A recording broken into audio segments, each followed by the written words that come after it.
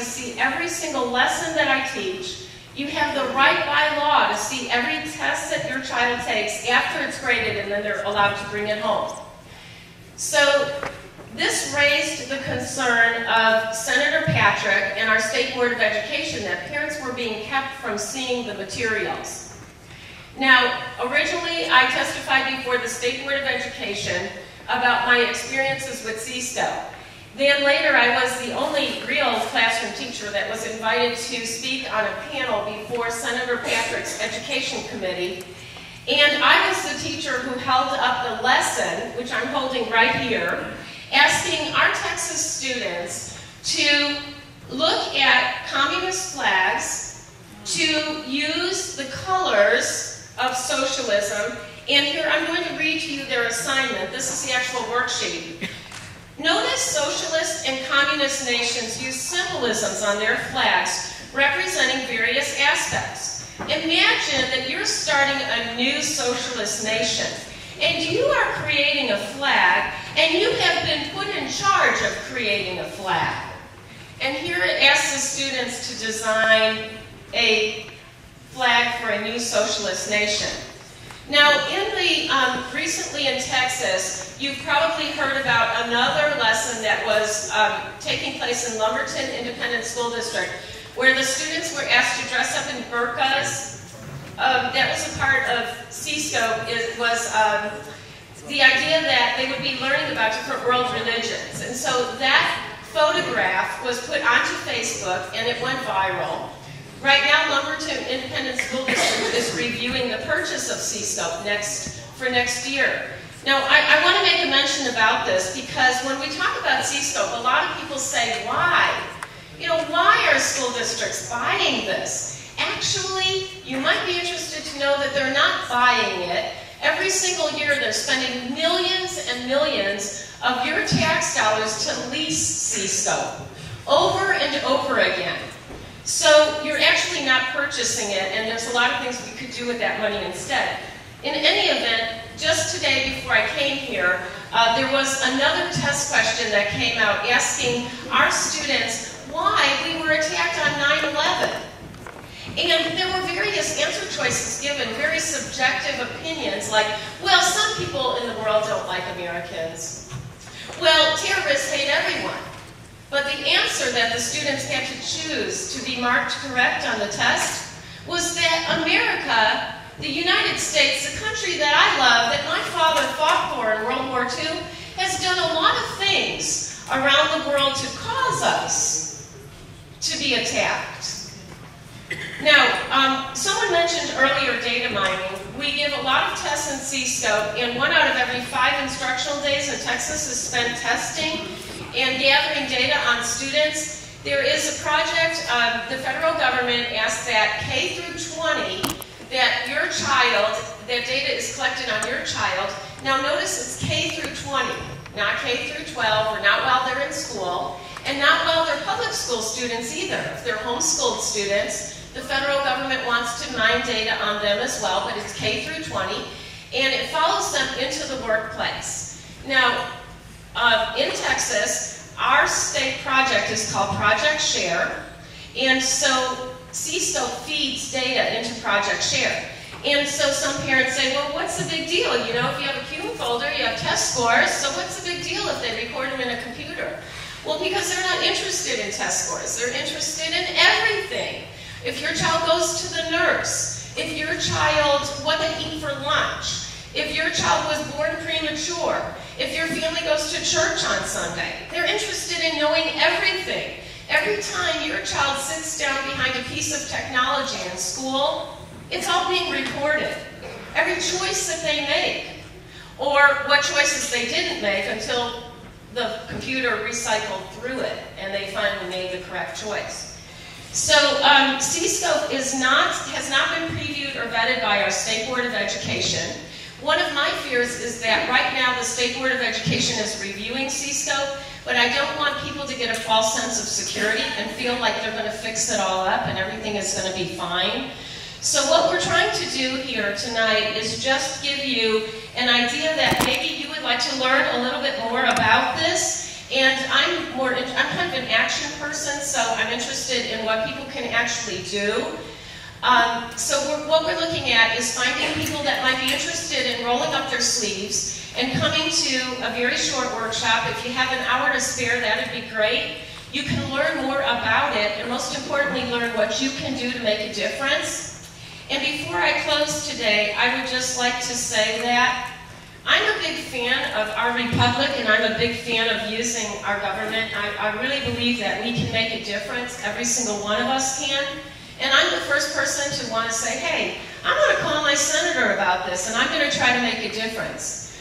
But there's something really special about Cisco, and that is that it's happening in your local schools. And the key word here is local.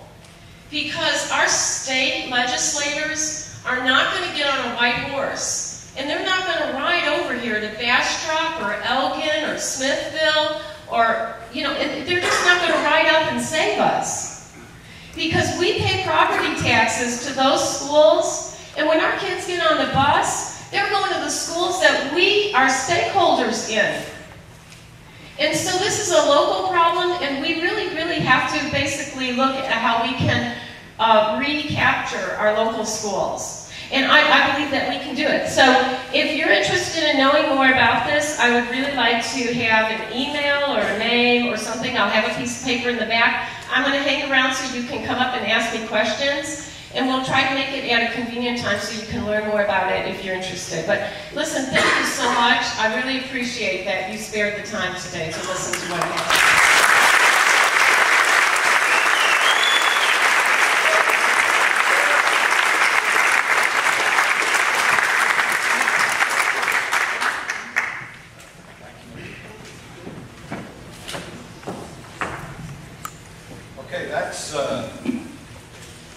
That's a local or actual state issue, I suppose, but it comes actually from the federal government. And the federal government is under the thrall, if you will, of self-styled globalists. Now, people say, well, you're just a conspiracy theory, Are you trying to tell me that a handful of people can run the world? Yes, I'm telling you that. And here is a bit of proof. I have books out in the lobby there. The Crossfire will give you everything you need to know about who killed John F. Kennedy. And the one thing everybody can agree on in the Kennedy assassination is that this country's gone downhill ever since. And this is what happens when you have a coup d'etat in your country. Okay? One of the Warren Commission members said the thing we have to do is show the world that America is not just another banana republic. Well, folks, I'm sorry to be the one to bring you this news, but we are just another banana republic. And it's time that we, the people, regain control over our country. Now, to add to all of that problem, we have an influx of unreconstructed Nazis. And by the way, always when you hear about Nazis, always understand that Nazi is the German acronym for National Socialist. Okay? So when they come at you, whether it's communist socialism or national socialism, it's still socialism. In fact, this seems to be the trend. This is when I was listening to Mary talk about Cisco. This is socialism. This is collectivism. This is we're all equal. And as Winston Churchill said, the only virtue of socialism is that everyone shares equally in the misery. And that is the truth. Okay?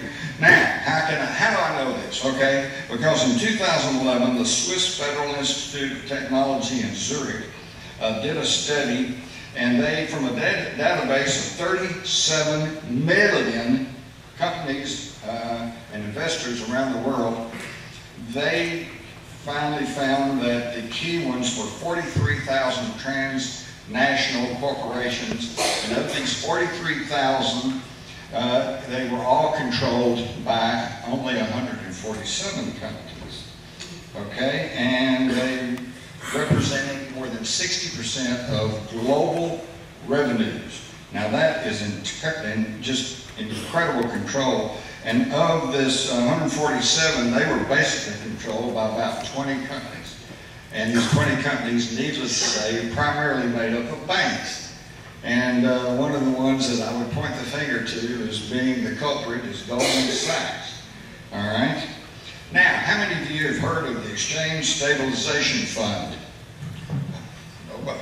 Well, wait a minute. How about the Financial Stability Board? Hadn't heard of that either. Okay? And that's because they keep us ignorant. And when I say ignorant, I'm not meaning stupid. There's some of you probably smarter than I am. But my job is to study, to find out who's running the show, where they came from, and what the plan is. And that's what I do, and that's what I've done. The Exchange Stabilization Fund happens to, was created back in the 30s under the New Deal, and happens to be an agency of the U.S. Treasury, and yet it is separate. In fact, when they created it, they said that the Secretary of the Treasury is not bound by U.S. law or the Constitution. Whoa. And it is the Exchange Stabilization Fund that controls the Federal Reserve Bank of New York. And if you know anything at all about the Fed, the Federal Reserve System, you'll know that all the 12 member banks take their lead from the Federal Reserve Bank of New York. It dominates then this unknown agency that you don't know anything about, is not elected, okay, controls our Federal Reserve System. It also was created to handle the black budgets, the off-the-books money of the CIA, the NSA, the DIA, the NRO, some 25 alphabet intelligence agencies that we have to live under. Remember, under this old Soviet Union, they only had one, the KGB. We got about 25, and we're funding them, and we don't even know what they're doing in our name. All right? And also, the the Exchange Stabilization Fund was also the founder of these two monetary groups that I know you've heard of, and that is the International Monetary Fund and the World Bank. Now, folks, this is incredible, tight, central control over the entire world, and you've never even heard of that. It's incredible. Timothy Geithner, of course, worked there, and before that, he was in bed with Goldman Sachs. The next one that you have not heard about is the Financial Stability Board. And this is just as bad.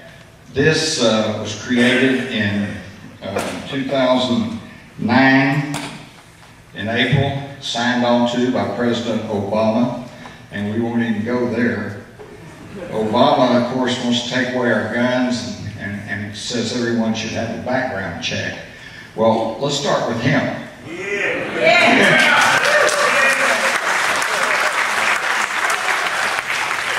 So in April 2009, President Obama goes to the G20, which is the meeting of all the central bankers of the G20 nation, the 20 major industrial nations, and he signs us on to the Financial Stability Forum, which was simply a name change from the Financial Stability, it's now the Financial Stability Board. It used to be the Financial Stability Forum, and it was a part of the Bank for International Settlements, which was a Nazi-run bank. If you want to read all about the BIS, get my book, The Rise of the Fourth Reich. And so